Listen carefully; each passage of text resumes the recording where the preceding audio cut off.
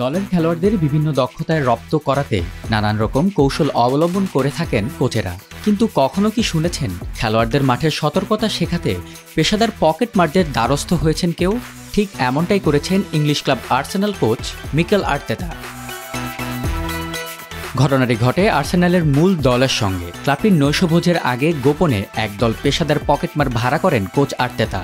পকেটমারদের তিনি বলেন খাওয়ার সময় খেলোয়াড়দের পকেট মারতে, সেটা ফোন কিংবা মানিব্যাগ। গোল টেবিলে যখন খেলোয়াড়রা খাচ্ছিল তখন হাতের নিখুঁত কাজ দিয়ে সবার পকেট মারেন পকেটমারদের দলটি, যা টের পায়নি কেউই।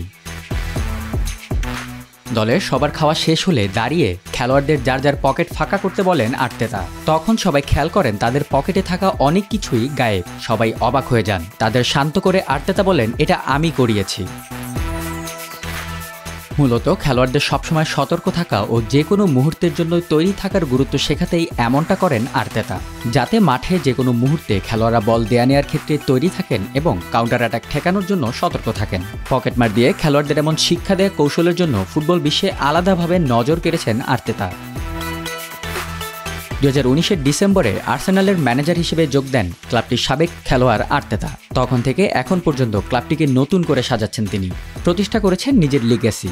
বিগত 4.5 বছরে জিতেছেন একটি এফএ কাপ ও 2টি কমিউনিটি শিল্ড কাপ। তবে প্রিমিয়ার লিগের শেষ 2 মৌসুমে শিরোপার একদম কাছাকাছি গিয়েও গার্দিওলার ম্যান সিটির কাছে পরাজয় বরণ করে নিতে হয় আর্তেতাকে।